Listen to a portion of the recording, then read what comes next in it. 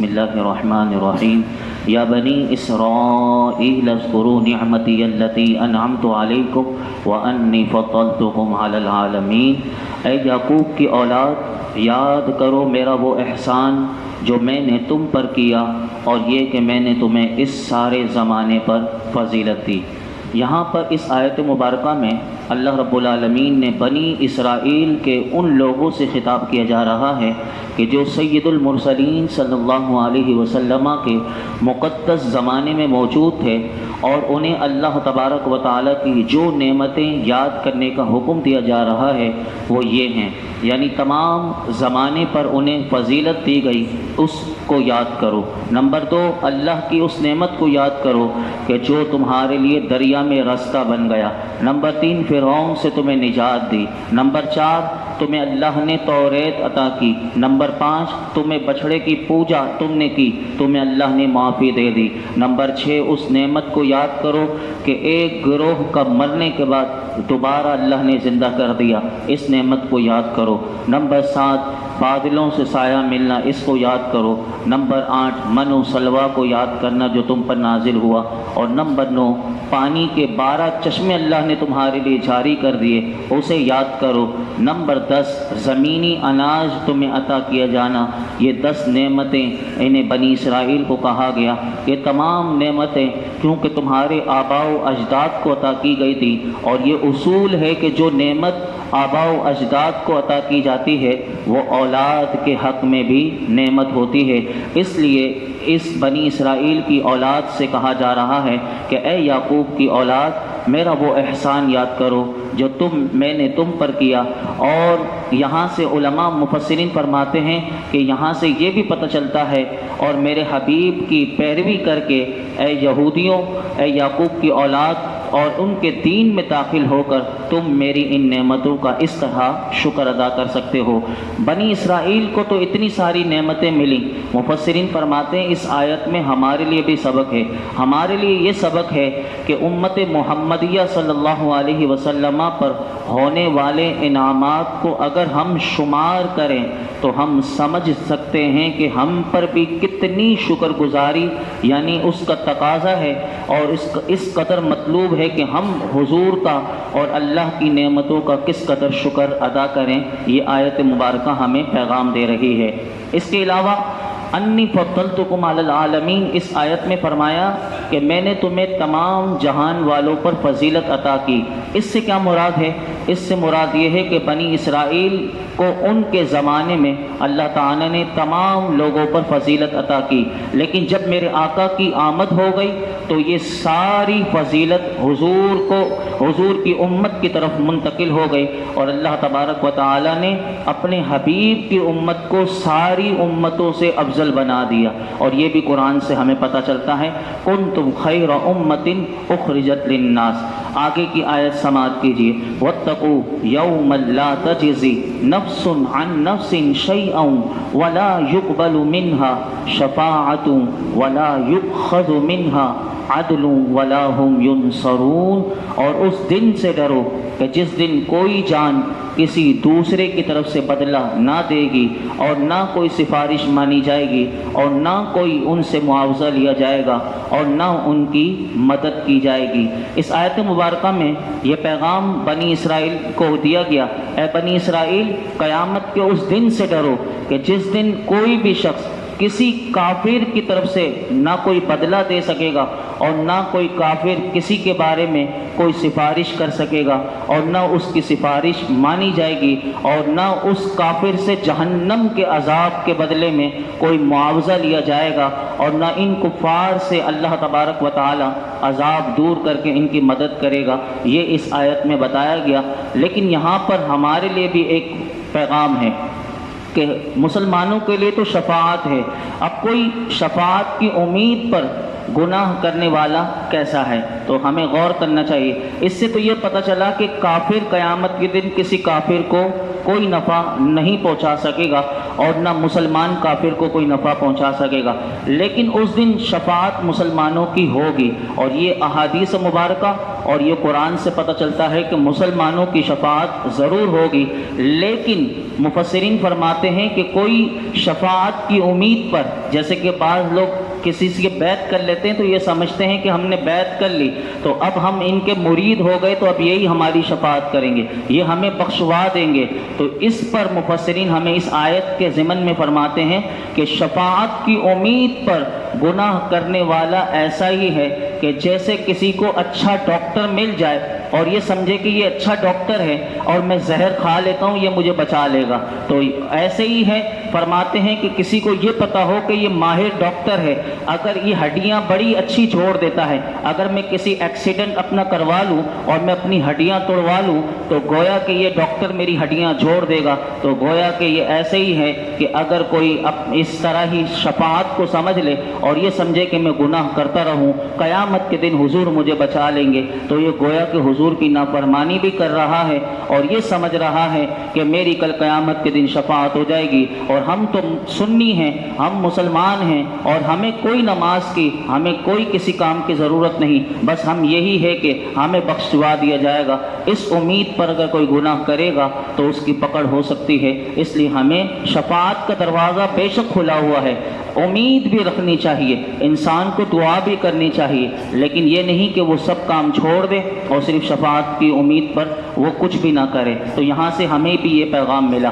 اگلی آیت مبارکہ سنیے، وَإِذْ نَجَّيْنَاكُمْ مِنْ آلِ فِرْعَوْنَ يَسُومُونَكُمْ سُوءَ الْعَذَابِ يُذَبِّحُونَ أَبْنَاءَكُمْ وَيَسْتَحْيُونَ نِسَاءَكُمْ وَفِي ذَلِكُمْ بَلَاءٌ مِّن رَّبِّكُمْ عَظِيمٌ، اور یاد کرو جب ہم نے تمہیں فرعونیوں سے نجات دی جو تمہیں بہت برا عذاب دیتے تھے، تمہارے بیٹوں کو ذبح کرتے تھے، تمہاری بیٹیوں کو زندہ چھوڑ دیتے تھے، اور اس میں تمہارے رب کی طرف سے بڑی آزمائش تھی۔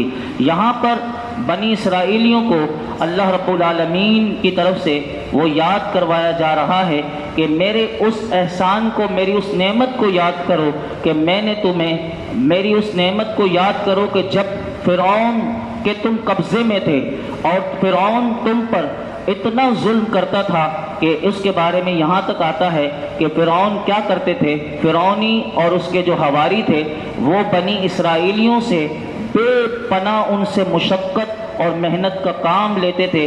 کیسا کام لیتے تھے؟ مفسرین فرماتے ہیں ان کی ڈیوٹیاں لگائی ہوئی تھی کہ پتھروں کو کاٹ کاٹ کر ان کو دھوتے دھوتے ان کی کمریں اور ان کی گردنیں زخمی ہو گئی تھیں، اور ان پر بڑا ٹیکس لگایا ہوا تھا کہ جو تم کماؤ گے بھی اس میں سے بھی ٹیکس دو گے، اور روزانہ ٹیکس ان سے جبراً مغرب سے پہلے، غروب آفتاب سے پہلے ان سے ٹیکس لیا جاتا تھا، اور جو ٹیکس دینے کے قابل نہیں ہوتا تھا فرعونی اس پر اتنا ظلم کرتے تھے کہ اللہ کی پناہ آج بھی ایسے بڑے بڑے فرعون آج بھی کئی ممالک میں ایسے ہیں کہ وہی فرعون والی حرکتیں کرتے ہیں کہ انہوں نے خاص طور پر مسلمانوں کے لیے ایک جیلیں بنائی ہوئی ہیں اور مسلمانوں کو وہاں پر تکلیف دی جاتی ہے، لیکن اللہ تعالیٰ ایسی جیلوں میں بھی نظارے کرواتا ہے۔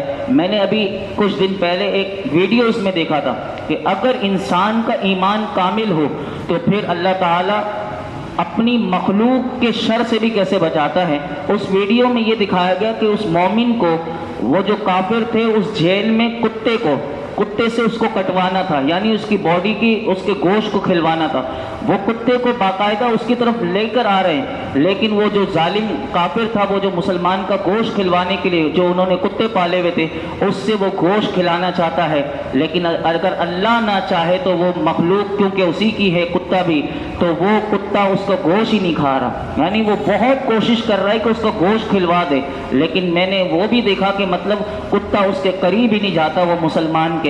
تو بندے کا اگر ایمان اللہ پر کامل ہو تو دنیا کی کوئی مخلوق اسے نقصان پہنچا سکتی نہیں۔ اب میں آپ کے سامنے فرعون کا ایک مختصر تعارف، کیونکہ یہ بار بار آگے بھی آئے گا، لیکن آپ فرعون کے بارے میں سمجھ لیجئے یہ فرعون کون تھا۔ فرعون حضرت موسیٰ علیہ السلام کے زمانے میں قبطی اور عمالقہ کی قوم سے تعلق رکھنے والے اور مصر کے جتنے بادشاہ ہوتے تھے ان کو فرعون کہا جاتا تھا۔ یہ جو فرعون حضرت موسیٰ علیہ السلام کے زمانے میں تھا، اس کا نام ولید بن مصعب بن ریان تھا۔ ولید بن مصعب بن ریان، یہ حضرت موسیٰ علیہ السلام سے جس کا مقابلہ تھا اور یہ ان کے سامنے آیا تھا، اس کی عمر مفسرین فرماتے ہیں 400 سال سے زیادہ ہوئی۔ اور اس نے یہ جو آیت مبارکہ ہم نے سنی، یہ کیا ہے، اس کا پس منظر کیا ہے؟ تو اس آیت کا پس منظر سماعت کر لیجئے۔ یذبحون ابناءکم، فرعون نے خواب دیکھا۔ کیا خواب دیکھا؟ اس نے یہ خواب دیکھا کہ بیت المقدس کی طرف سے ایک آگ آئی اور اس نے مصر کو گھیر کر تمام قبطی، یہ قبطی کہلاتے تھے، تو تمام قبطیوں کو اس آگ نے جلا ڈالا، جبکہ فرعون خواب میں دیکھتا ہے کہ بنی اسرائیل کے جو لوگ ہیں اس آگ نے انہیں کوئی نقصان نہیں پہنچایا۔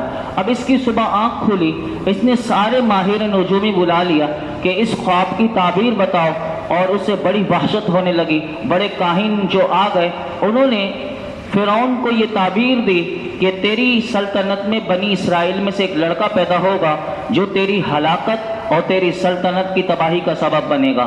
اب فرعون نے کیا کیا؟ فرعون نے یہ اعلان کر دیا کہ اب جو بھی بچہ پیدا ہوگا اسے ذبح کر دیا جائے۔ تو یہی قرآن کہتا ہے یذبحون ابناءکم، فرعون تمہارے بیٹوں کو ذبح کرتا تھا، اب یہ ذبح کا اس نے حکم دے دیا۔ تو اس وقت کیا ہوا؟ ہزاروں کی تعداد میں اس نے بچے قتل کروا دیے۔ کہیں میری سلطنت میں آج بھی لوگ مروا دیتے ہیں، کہیں میری کوئی سیٹ نہ چھین لے۔ آج کے فرعون بھی یہی کرتے ہیں، آج بھی لوگ اپنے جرم کو چھپانے کے لیے چاہے کسی کو بھی مروا دیا جائے، وہ یہ کام آج بھی ہوتا ہے۔ یہ فرعون نے کیا تھا، اس نے ہزاروں بچوں کو مروا دیا اور ان کو قتل کروا دیا۔ اب پھر دیکھیے قدرت بھی کیا کرتی ہے۔ اب یہاں پر یہ بچوں کو ذبح کرواتا ہے، مفسرین فرماتے ہیں قدرت نے اس قوم کے جو بوڑھے تھے، یعنی بڑی عمر کے جو تھے بنی اسرائیل میں، وہ سارے بھی ہلاک ہونا شروع ہو گئے، یعنی ان کا انتقال ہونا بھی شروع ہو گیا۔ اب جو قبطی سردار تھے یہ سارے گھبرا کر اس کے پاس پہنچے، فرعون سے شکایت کی کہ یہاں پر تو ایک بچوں کو بھی ذبح کروا رہا ہے اور یہاں پر اس قوم کے جو بوڑھے ہیں جن سے ہم اپنی خدمت لیتے ہیں یہ سارے بھی موت ان کی واقع ہو رہی ہے۔ اگر اس طرح بنی اسرائیل میں تو یہ کثرت سے ان کی موت بھی ہو گئی، تو پھر ہمارے لیے وہ کہاں سے خادم ملیں گے جو ہماری خدمت کریں؟ یعنی یہ سارے بنی اسرائیلیوں سے خدمت لیتے تھے، اب انہیں اپنی خدمت کا ڈر لگ گیا کہ اگر یہ سارے مر گئے تو ہماری خدمت کون کرے گا؟ تو پھر فرعون نے اپنا حکم بدلا، اس نے یہ حکم دیا کہ 1 سال بچوں کو چھوڑ دیا جائے اور 1 سال بچوں کو ذبح کر دیا جائے۔ تو پھر جس سال بچوں کو ذبح نہیں کیا جاتا تھا اسی سال حضرت ہارون علیہ السلام پیدا ہو گئے۔ اب یہ دیکھیے حضرت موسیٰ علیہ السلام کے بھائی یہ پیدا ہوئے، اور جس سال بچوں کو ذبح کیا جاتا تھا اس سال حضرت موسیٰ علیہ السلام وہ پیدا ہو گئے۔ اور یہ پورا واقعہ آگے سورہ قصص میں آئے گا جس کی تفصیل اللہ تعالیٰ بتائے گا کہ پھر وہ جو جس سال پیدا ہوئے پھر اللہ نے کیسے موسیٰ علیہ السلام کو ان سے بچایا، ان ظالموں سے کہ کہیں یہ ان کو ذبح، بلکہ اسی فرعون کے دربار میں موسیٰ علیہ السلام کی پرورش اللہ نے کروائی۔ تو یہ اللہ کے کام ہیں۔ تو یہی آیت مبارکہ پتہ چل رہی ہے۔ آگے فرمایا، کیونکہ ہمارے 2-3 منٹ رہ گئے، یہ آیت مبارکہ آپ کے سامنے رکھتا ہوں۔ وَإِذْ فَرَقْنَا بِكُمُ الْبَحْرَ فَأَنْجَيْنَاكُمْ وَأَغْرَقْنَا آلَ فِرْعَوْنَ وَأَنْتُمْ تَنْظُرُونَ، اور یاد کرو جب ہم نے تمہارے لیے دریا کو پھاڑ دیا تو ہم نے تمہیں بچا لیا اور فرعونیوں کو تمہاری آنکھوں کے سامنے غرق کر دیا۔ اس آیت سے کیا پتہ چلا؟ اس آیت سے اللہ تعالیٰ بنی اسرائیلیوں کو دوسری نعمت یاد کرنے کا بتا رہا ہے کہ میری یہ پہلی نعمت تھی کہ تمہیں میں نے بچا لیا، ان کے ظلم سے تمہیں بچایا، اب دوسرے ظلم سے کیسی، یہ بھی میری نعمت تھی۔ وہ کیا نعمت تھی؟ وہ یہ نعمت تھی کہ اللہ رب العالمین نے حضرت موسیٰ علیہ السلام کو حکم دیا رات کے رات سارے بنی اسرائیلیوں کو لے کر آپ یہاں سے ہجرت کر جائیں۔ حضرت موسیٰ علیہ السلام سارے بنی اسرائیلیوں کو لے کر مصر کی طرف روانہ ہوئے۔ صبح کو فرعون کو یہ اطلاع مل گئی کہ یہ سارے موسیٰ علیہ السلام لے کر روانہ ہو گئے، تو ان کے پیچھے پورا لشکر لے کر فرعون کی پوری قوم، فرعون اپنے ساتھ لے کر ان پر حملہ آور ہونے کے لیے ان کے پیچھے تعاقب شروع کر دیا اور ایک بھاری لشکر لے کر پہنچا۔ اب اس نے دیکھا کہ وہ دریا میں، اب وہ دریا کے قریب پہنچ چکے ہیں. جب وہاں پر پہنچے تو پیچھے بنی اسرائیلیوں نے دیکھا فرعون آ گئی، فرعون اور اس کی قوم پوری ہمارے اوپر حملہ آور ہونے کے لیے آ گئی. تو انہوں نے حضرت موسیٰ علیہ السلام سے کہا کہ اب ہمارا کیا ہوگا. تو اس وقت حضرت موسیٰ علیہ السلام نے اللہ کی بارگاہ میں دعا کی، تو اللہ کی بارگاہ سے آپ کو یہ حکم ملا کہ آپ دریا میں اپنا عصا ماریے. آپ نے جب اپنا عصا دریا میں مارا تو اس کی برکت سے اللہ نے دریا میں 12 راستے بنا دیے. اب بنی اسرائیلیوں کو کہا کہ یہ دریا میں 12 راستے، سمندر ہے، لیکن اللہ نے 12 راستے ایسے بنا دیے کہ پیدل چل سکتے ہیں. اور وہ پانی جو تھا وہ دیواروں کی مانند کھڑا ہو گیا. اور پھر کیا ہوا، وہ چلتے رہے اور پیچھے سے فرعون بھی. بالکل جب وہ سمندر کے بیچ میں فرعون اور اس کے لشکر آ گیا اور یہاں پر موسیٰ علیہ السلام بنی اسرائیل کی پوری قوم پہنچ گئی اور وہ کنارے پاس ہوا. اللہ نے دریا کو پھر حکم دیا